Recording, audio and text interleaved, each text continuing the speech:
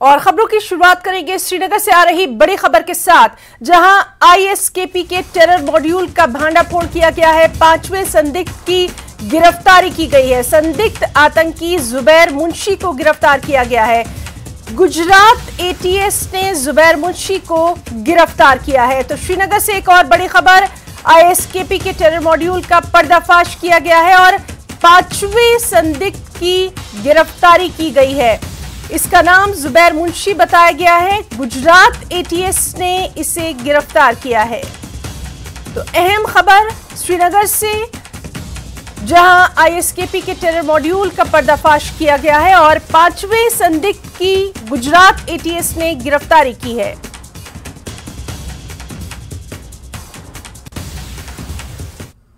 तो इस अहम खबर पर लगातार आपको अपडेट देते रहेंगे। एक और अहम खबर श्री अमरनाथ जी यात्रा के ताल्लुक से, जिसकी तैयारियां लगातार जारी हैं। जम्मू के भगवती नगर इलाके में स्थित यात्री निवास का जीर्णोद्धार किया जा रहा है।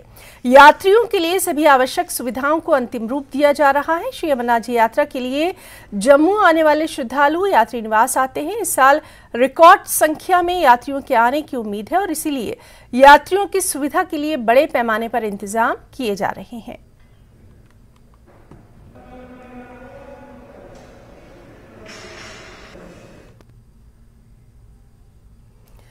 अमरनाथ यात्रा 1 जुलाई से शुरू होने जा रही है। इस साल श्री अमरनाथ जी यात्रा की अवधि लगभग 2 महीने की रहेगी। यात्रा को लेकर सभी उत्साहित हैं। कारोबारी भी इस यात्रा का बेसब्री से इंतजार कर रहे हैं। खास तौर पर विश्व प्रसिद्ध बावे वाली माता मंदिर के स्थानीय दुकानदारों को इस बार इस यात्रा से बहुत उम्मीदें हैं। श्री अमरनाथ जी यात्रा के दौरान तीर्थयात्रियों की भीड़ बहुत अधिक होने की उम्मीद है और इसका सीधा लाभ यहाँ के स्थानीय दुकानदारों को होता है। दुकानदार इस साल अच्छा कारोबार होने की उम्मीद कर रहे हैं। अभी मैं मौजूद हूँ विश्व विख्यात बावे वाली माता, जिसे काली माता के नाम से जाना जाता है, उस मंदिर मैं मौजूद हूँ। और जब अमरनाथ की यात्रा जो है उसकी शुरुआत होगी तो सबसे ज़्यादा जो फ़ायदा पहुँचता है वो यहीं के दुकानदारों को पहुँचता है, क्योंकि जो श्रद्धालु दर्शनों के लिए बाबा अमरनाथ के दर्शन करके वापस आते हैं वो माता बावे वाली टेम्पल में आते हैं। और यहाँ के दुकानदार भी काफ़ी उत्साहित हैं और बहुत ही बेसब्री के साथ इनको इंतज़ार है कि यात्रा के लिए जो श्रद्धालु है वो यहाँ पहुँचे हैं। तो जिस तरह से अब श्रद्धालु आने वाले हैं कुछ ही दिनों में, और सबसे ज़्यादा फ़ायदा आपको लगता है कि यहीं पे पहुँचता है, क्योंकि सब श्रद्धालु यहाँ दर्शन करने अवश्य आते हैं। जय माता दी। हाँ, जब भी यात्रा शुरू होती है तो श्रद्धालु जो भी जम्मू यहाँ पे रुकते हैं तो वो बावे माता जी के लिए दर्शन करने आते हैं। तो दुकानदार को फ़ायदा तो होता ही होता है, लेकिन ये है कि बाबा जी के साथ साथ उनके भक्तों के भी दर्शन करने को मिलते हैं। डबल बेनिफिट हो जाता है हमारे दुकानदारों को। एक तो कामकाज में भी बढ़ोतरी होती है और श्रद्धालुओं को भी दर्शन हो जाते हैं इसी बहाने। यहाँ किस तरह की आपकी तैयारी होती है ताकि आप एक अच्छी सौगात उनको दे सकें, आपका एक अच्छा मैसेज यहाँ से लेके जा पाएँ? आप दुकानदारों के यहाँ प्रेसिडेंट हैं, आपकी किस तरह की तैयारी होती? जी सर, एज ए प्रेसिडेंट मेरी यही हमेशा कोशिश रहती है। मैं अपने सभी दुकानदार भाइयों से यही रिक्वेस्ट करता हूँ कि एक पैसे को साइड पे रखते हुए जो हमारे श्रद्धालु आते हैं बोले बाबा जी के दर्शन के लिए, वो हमारे एक गेस्ट है, हमें उनकी सेवा करनी है। बिजनेस तो चलो फॉरएवर करना ही है, लेकिन ये है कि हमें बड़ी ज़्यादा खुशी होती है कि वो लोग हमारी मार्केट में आते हैं और हमें अच्छा लगता है। हम उनकी सेवा के लिए ऑलवेज रेडी रहते हैं। आपको कितना वेट होता है, इंतज़ार होता है श्रद्धालुओं का, क्योंकि अभी कुछ दिनों में वो आने लगेंगे, और यहाँ कितना कामकाज बढ़ जाएगा? देखिए, 1 जुलाई से बाबा बर्फानी की यात्रा जो है वो जम्मू कश्मीर में शुरू होने जा रही है। और जम्मू कश्मीर के लोगों को भी यही आशा होती है कि पूरे हिंदुस्तान के लोग जो हैं वो यहाँ दर्शन करने के लिए आएँ बाबा बर्फानी के लिए। धारा 370 टूट चुकी है, अब कोई जम्मू कश्मीर में डर नहीं है आतंकवाद का। मैं यही हिंदुस्तान के लोगों से ये कहना चाहता हूँ कि वो जम्मू कश्मीर में आएँ, बाबा बर्फानी के दर्शन करें।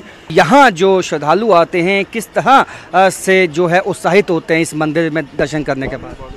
जय माता की। जहाँ पर ये बावे वाली माता जो बहुत प्राचीन मंदिर है, ये आज का नहीं है, ये जो 500 साल पुराना मंदिर है, जहाँ पर जो जितने भी श्रद्धालु जहाँ तकरीबन जहाँ भगवती नगर में ठहरते हैं, यहाँ उनकी यही कोशिश होती है कि बावे वाली माता के दर्शन हम जरूर करें। यहाँ लोकल दुकानदार हैं और काफ़ी खुश हैं, क्योंकि इनका कहना है कि जब से 370 हटाया गया है तब से देश से जो श्रद्धालुओं की संख्या है उसमें इजाफा हुआ है। इस दफ़ा भी काफ़ी संख्या में श्रद्धालु यहाँ जब पहुँचेंगे तो वो माता काली के दर्शन करने के लिए यहाँ बावे पहुँचेंगे और इन लोगों के बिजनेस में, इनके कामकाज में काफ़ी बढ़ोतरी होगी। कैमरामैन चांद के साथ राजन वैद, न्यूज़ 18 जम्मू। कश्मीर घाटी में टेरर फंडिंग के खिलाफ बड़े पैमाने पर ऑपरेशन चल रहा है। इसी सिलसिले में राष्ट्रीय जांच एजेंसी यानी एनआईए ने आज एक बड़ा ऑपरेशन चलाया। एनआईए ने कुपवाड़ा जिले के हंदवाड़ा में जहूर अहमद वटाली की संपत्तियों को कुर्क किया।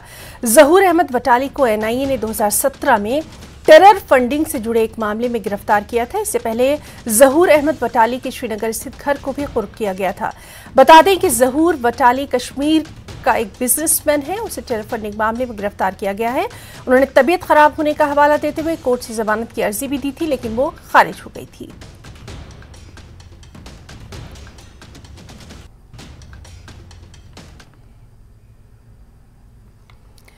ढांगरी आतंकी हमले के पीड़ित आज प्रदर्शन कर रहे हैं। इन लोगों ने हाईवे को जाम कर दिया है। ये लोग न्याय की मांग कर रहे हैं।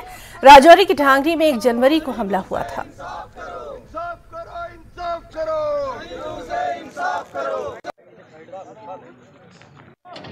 सुबह से लेकर इस वक्त तक लगातार 4.5 घंटों से जम्मू पुंछ राष्ट्रीय राजमार्ग बंद है। इस वक्त मैं उसी राजमार्ग पे मौजूद हूँ और मेरे पीछे आप देख सकते हैं कि प्रदर्शन जो है वो लगातार किया जा रहा है। ढांगरी टेरर अटैक के जो विक्टिम फैमिली हैं उनके द्वारा प्रदर्शन जो है वो किया जा रहा है।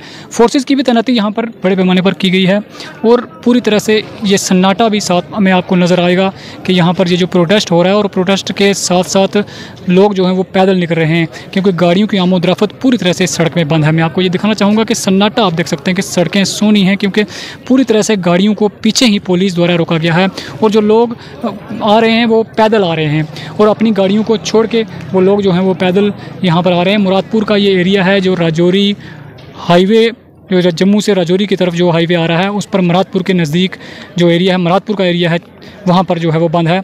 पूरी तरह से सन्नाटा है, गाड़ियों को पीछे ही रोका गया है और किसी को भी आगे आने की इजाज़त नहीं है। लोगों की सिर्फ़ और सिर्फ ये मांग है कि हमें इंसाफ दें, इंसाफ ये दें कि उन आरोपियों को, उन आतंकियों को जल्द जल्द मारा जाए और साथ ही साथ जो लोग इस घटना में इन्वॉल्व थे, जिन्होंने आतंकियों का सहयोग किया, जिन्होंने खाना खिलाया, जिनके घर में आतंकी ठहरे, उनका पर्दाफाश जो है वो होना चाहिए। एसएसपी भी यहाँ पर राजौरी पुलिस के जो मौजूद हैं वो भी लोगों को समझाने की कोशिश कर रहे हैं, लेकिन अभी तक लोग जो हैं वो नहीं मान रहे हैं और लगातार प्रदर्शन जो है वो लोगों की तरफ से किया जा रहा है और लगातार शमियाना लगाकर, यहाँ पर आप देख सकते हैं कि शमियाना लगाकर हाईवे के ऊपर पूरी तरह से बंद जो है वो किया जा रहा है और प्रशासन के खिलाफ नहरेबाजी जो है वो लगातार की जा रही है। पुलिस प्रशासन हो चाहे सिविल प्रशासन हो, दोनों के खिलाफ प्रदर्शन जो है वो किया जा रहा है। न्यूज़ 18 के लिए राजौरी से मैं शक्ति शर्मा। एक और अहम खबर मेंढर से। गृह विभाग की ओर से डमरीकरण का काम शुरू कर दिया गया है। इसका उद्घाटन मेंढर के तहसीलदार राहुल बसोत्रा ने किया। गौरतलब है कि काफी लंबे समय से लोग और राजनीतिक नेता इस सड़क की मरम्मत और डामरीकरण की मांग कर रहे थे। अब विभाग ने डामरीकरण का काम शुरू कर दिया है और लोग विभाग एवं प्रशासन की सराहना कर रहे हैं। यहाँ पर ज़िला इंतज़ामिया डीसी यासीन चौधरी साहब आते ही जो है उन्होंने बड़ा फोकस किया कि हमारा काम बीजी टू बलोई जल्दी से जल्दी स्टार्ट होना चाहिए। शुक्रिया अदा करता हूँ कि इन्होंने जल्दी ये काम करने की जो है कोशिश की और मुझे उम्मीद है इन पर कि ये जल्दी से जल्दी हमारी बीजी वाली रोड जो है 2, 2.5, 3 महीने के अंदर अंदर, अगर बीच में कोई बारिश का मौसम या कहीं कोई डिफ़ाल्ट या कोई मशीनरी में कोई ना आया तो ये जल्दी से जल्दी का हमारा काम जो है ये तय तकमील तक पहुँचाएँगे। सबसे पहले तो मैं मेंढर सब डिवीज़न के सभी लोगों को जो है मुबारकबाद दूँगा कि ये जो एक स्ट्रेटेजिक रोड थी जो इस इलाके की लाइफलाइन है, इस पे जो बीटी का काम था वो आज शुरू होने जा रहा है। ये काम जो था कुछ महीने पहले ही शुरू हो जाना था, मगर आप जानते हैं कि इस बार बरसात का जो कुछ मौसम था इस तरह का रहा कि गर्मियों के सीज़न में भी रेगुलर बरसात होती रही, तो उसकी वजह से ये थोड़ा सा डिले हो गया। उसके अलावा ग्रिफ अथॉरिटीज़ जो थी ये बॉर्डर साइड में एक रोड जो इन्होंने पकड़ा था उसको कंप्लीट करने में बिजी थे, तो ये बड़ा हम सब के लिए मुबारक की बात है कि आज ये काम शुरू हुआ है। ये काम एक्चुअली हम लोगों ने पिछले दिसंबर 2022 में बंद कर दिया था ड्यू टू कोल्ड क्लाइमेट।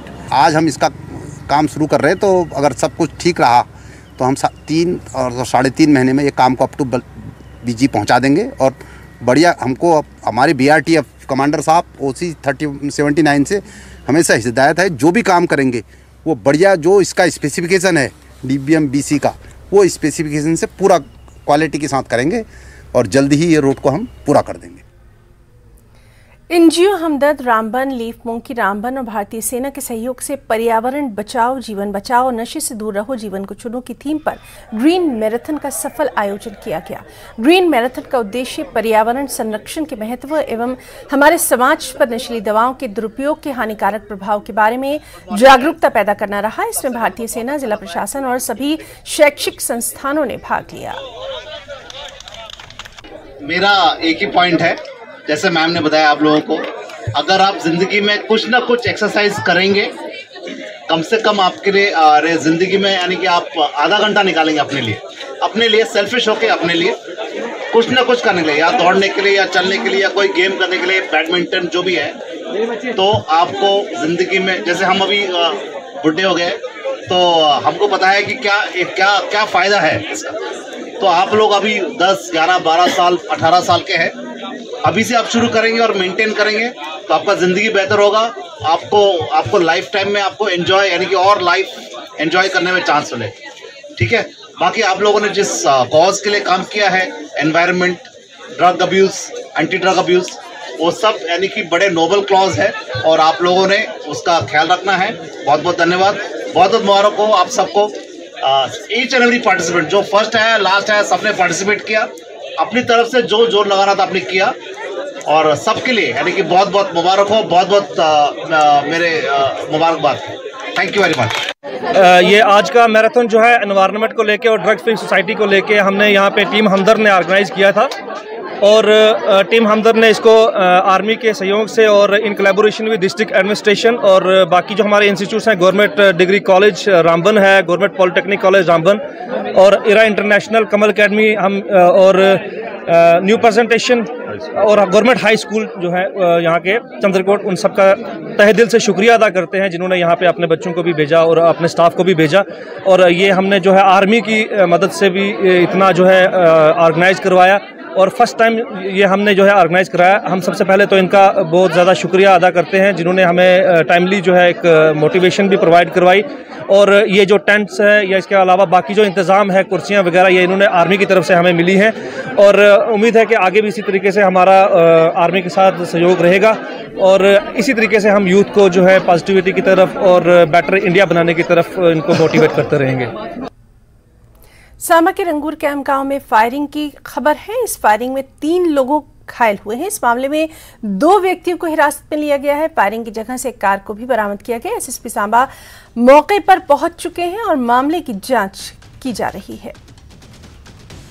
हम इस समय मौजूद हैं सांबा जिला के रामगढ़ तहसील के गांव रंगूर कैंप में, और जहां पर रात के समय एक फायरिंग का मामला जो है वो सामने आया है, जिसमें 3 लोग जो है वो गंभीर रूप से घायल बताए जा रहे हैं। और मामला आपको बताते चले, ऐसी जानकारी मिल पा रही है कि गांव का एक युवक था जो वो लापता है 1-2 दिन से, उसको ढूंढने के लिए रात के समय गाँव के युवक है जो इस रास्ते पर खड़े थे, और इस रास्ते पर अचानक उनको जो चंडीगढ़ नंबर गाड़ी दिखती है। जब इसको रोका जाता है और इनसे पूछताछ की जाती है गाँव के युवाओं की तरफ से कि आप लोग कहाँ से आए हो, फिर इन दोनों के बीच कहासुनी हो जाती है, जिसके बाद जो है वो फायरिंग की जाती है। जो गाड़ी में सवार लोग थे और जिसमें 2 गांव के लोग जो हैं वो लड़के जो हैं वो घायल हो जाते हैं। और इसमें ये भी जानकारी मिल पा रही है कि जो गाड़ी में एक सवार लड़का था उसको भी वो भी घायल हुआ है, उसको भी जो है उसके ऊपर भी फायर हुआ, उसको भी गंभीर चोटें आई है। और आपको बताते चलें रात के समय का ये मामला है करीबन, और भी अभी आप देख सकते हैं गाँव की तस्वीरें, आप देख सकते हैं गाँव में जो है वो पुलिस को तैनात कर दिया। गया। और जिसके बाद अगर हम बात करें इस पूरे मामले के बाद एसएसपी सांबा जो है वो मौके पे पहुंचे अपनी टीम के साथ और तमाम सबूत जो है वो जहां से जुटाए। और उसके बाद अभी अगर हम बात करें तो गांव में पूरा दहशत का माहौल बना हुआ। और अभी ये जानकारी मिल पा रही है कि सांबा पुलिस की तरफ से जो गाड़ी में सवार थे, जो लोग भागने की फिराक में थे, जिनकी तरफ से फायरिंग की गई, उनको हिरासत में लेके कार्रवाई जो है वो शुरू कर दी है। न्यूज़ 18 जम्मू कश्मीर के लिए सांबा से मैं श्याम सुंदर। पाकिस्तान एक बार फिर बेनकाब हुआ है। सेना ने आतंकी नेटवर्क में महिलाओं, नाबालिगों को शामिल करने के आईएसआई के खतरनाक कदम का पर्दाफाश किया है। आईएसआई और आतंकी समूहों के प्रमुखों द्वारा पारंपरिक साधनों की नाकामी के चलते महिलाओं और नाबालिगों को हथियार और संदेश ले जाने के लिए इस्तेमाल करने का एक खतरनाक अमल सामने आया है। सेना के सूत्रों के अनुसार भारत में मौजूदा स्थिति को बिगाड़ने की साजिश रचने के लिए पाकिस्तान में बैठे आतंकी एलओसी पर ड्रग्स या कभी कभी हथियार ले जाने में महिलाओं, लड़कियों और किशोरों का इस्तेमाल कर रहे हैं। सेना ने कुछ ऐसे मामलों का पता लगाया है जो एक उभरती हुई प्रवृत्ति को उजागर करते हैं।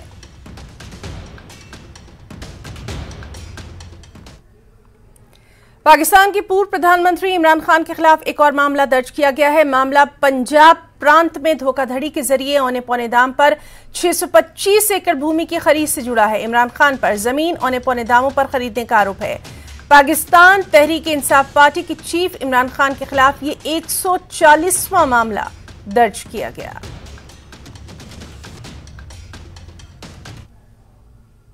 और यहां रुकना चाहेंगे एक छोटे से ब्रेक के लिए, चल लौटेंगे।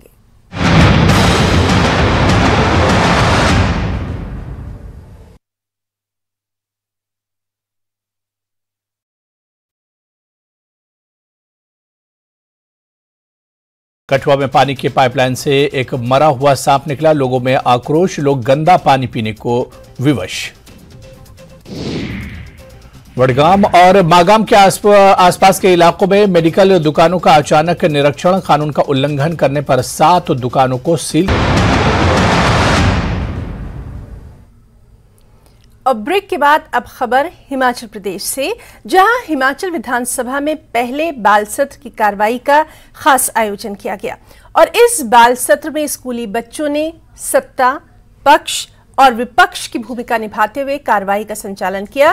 कार्रवाई के दौरान बाल विधायकों ने कई अहम मुद्दों को उठाया। इस दौरान प्रश्नकाल में नशे के मुद्दे पर हंगामा भी देखने को मिला। विपक्षी बाल विधायक नारेबाजी करते हुए वेल में पहुंच गए और नशा माफिया पर कार्रवाई न होने का आरोप लगाने लगे।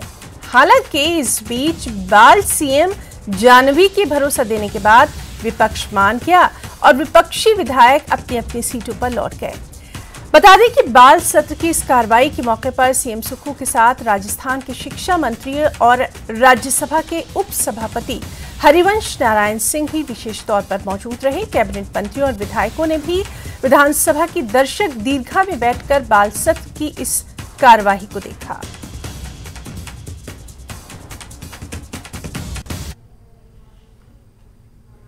और बाल सत्र को संबोधित करते हुए विधानसभा अध्यक्ष ने कहा कि हमारे ज्ञान और बच्चों के ज्ञान में कोई अंतर नहीं है। नीति निर्धारण में सबकी भागीदारी होनी चाहिए। इस वर्ग की जनता चुनकर हमको विधानसभा या संसद या में भेजती है, वहां ये दायित्व हम सब का बनता है कि नीति निर्धारण में हम सबका सहयोग हासिल करें। और मैं ये समझता हूं हमारा ये जो संकल्प है ये तब तक पूरा नहीं हो सकता जब तक समाज का हर वर्ग, चाहे वो वोट देता है चाहे वो वोट नहीं देता है, अगर हम उनको अपने साथ सम्मिलित ना करें, शामिल ना करें। मैं ये मानता हूं ये उत्तर गलत है, क्योंकि आप ही कल का भविष्य हैं। As the philosophers have said, the child is the father of a man. आप बच्चे ही कल का भविष्य हैं। ये नीतियां, कार्यक्रम, सरकार के सारे आयोजन, ये कानून, नियम, ये आने वाले कैसा देश होगा, प्रदेश होगा, समाज होगा, उसी के दृष्टिगत इन मान्य सदनों के माध्यम से बनते हैं। और बाल सत्र में राज्यसभा के उपसभापति हरिवंश नारायण सिंह ने कहा कि आज एक नया अध्याय जुड़ा है। ये मंच छात्रों के रचनात्मक पक्ष के साथ साथ अपनी बात रखने और आने वाली चुनौतियों के लिए तैयार करने का बेहतरीन अवसर प्रदान कर रहा है। देश भर के उन 68 बच्चों को बधाई जिन्हें बाल विधायक के रूप में एक दिन के लिए हिमाचल प्रदेश विधानसभा के लिए बच्चों की सरकार कैसी हो इस अभियान के तहत चुना गया। इसमें आपने सुना कि पूरी प्रक्रिया में कितने हजार छात्रों ने रजिस्ट्रेशन कराया। मैं तो इन सभी छात्रों को देश के भविष्य के विकास में भागीदार के रूप में देखता हूं। आपने जिस तरह अपने को कंडक्ट किया, जिस तरह शालीनता से सवाल पूछे, जिस बेहतर तरीके से अपनी बातें स्पष्टता से कही, छोटे बच्चों ने जिस स्पष्टता से अपने सवाल पूछे, मुझे लगता है कि हम सभी लोग जो राजनीति में हैं उनके लिए यह एक सबक और प्रेरक अध्याय रहेगा। सीएम सुक्खू ने भी बाल सत्र को संबोधित किया और कहा कि जो सवाल सदन में पूछे गए उससे प्रसन्नता हुई। देखने और बातचीत से परिवर्तन नहीं होता, काम करने और कड़े संघर्ष से परिवर्तन होता है। सफलता के लिए मेहनत करनी ही होगी। और जिस प्रकार के बच्चों ने यह सवाल पूछे वो हमारे नए हिमाचल, नए भविष्य की नींव रखता है। आज आप लोगों के सवाल जवाब देकर इस बात की खुशी हुई कि हमारा जो भविष्य है वो नन्हे मुन्ने जो प्यारे बच्चे इस विधानसभा में आज बैठे हैं वो आने वाले समय में सुरक्षित है। क्योंकि लोकतंत्र हमारी संस्कृति का हिस्सा है और जीवंत लोकतंत्र इस सभागार के द्वारा देखने को मिला कि शब्दों के द्वारा विचार प्रकट किए जा सकते हैं। धरातल में लाने के लिए और अमली जामा पहनाने के लिए कड़ा संघर्ष करना पड़ता है और आगे बढ़ना पड़ता है। जब तक वो चीज पूरी ना हो जाए तब तक उसके पीछे लगे रहना ही हमारे जीवन में ध्येय होना चाहिए। महाजन संपर्क अभियान के तहत जसूर में आयोजित एक जनसभा को बीजेपी के राष्ट्रीय अध्यक्ष जेपी नड्डा ने संबोधित किया और अपने संबोधन के दौरान जेपी नड्डा ने परिवारवाद को लेकर कांग्रेस और देश की दूसरी विपक्षी पार्टियों पर जमकर हमला बोला। जेपी नड्डा ने कहा कि कुल मिलाकर हर राज्य में परिवार की पार्टियां मौजूद हैं और कांग्रेस तो मां, बेटा और बेटी की पार्टी बनकर रह गई है। कोई पार्टी नहीं रह गई जहां साधारण कार्यकर्ता भारत का प्रधानमंत्री बन सकता है। कोई पार्टी नहीं रह गई जहां मुझ जैसा साधारण कार्यकर्ता भारतीय जनता पार्टी का राष्ट्रीय अध्यक्ष बन सकता है। कोई ऐसी पार्टी नहीं रह गई जहां साधारण परिवार से आने वाला जयराम ठाकुर मुख्यमंत्री बन सकता है। परिवार की पार्टी एनसीपी, कांग्रेस, शरद पवार उनकी बेटी कलील को कार्यकारी अध्यक्ष घोषित किया। ये सब परिवार की पार्टी। कौन सा प्रदेश बन गया? अब आप कांग्रेस पार्टी की बात करेंगे तो कांग्रेस पार्टी भी अब मां, बेटा, बेटी की पार्टी रह गई, बाकी सब सुनने को चला गया। जसूर की जनसभा से केंद्रीय मंत्री अनुराग ठाकुर ने भी कांग्रेस पर जमकर हमला बोला। अनुराग ठाकुर ने इस मौके पर कहा कि कांग्रेस फर्जी गारंटियां देकर सत्ता में आई है। आज से 6 महीने पहले कांग्रेस ने कहा था आपसे 2 रुपए किलो गोबर खरीदेंगे, 100 रुपए किलो दूध खरीदेंगे, 300 यूनिट बिजली मुफ्त में देंगे, 1500 रुपए बहनों के खाते में आ जाएगा। मेरी बहनों के 1500 रुपए खाते में आ गया? वो आया कि नहीं आया? क्या 2 रुपए किलो गोबर खरीदा? क्या 100 रुपए किलो दूध खरीदा? क्या आपके बिजली के बिल माफ हो गए? अरे जब कांग्रेस ही आए तो गोबर बचा के रखो, फिर आपको पता है क्या करना है।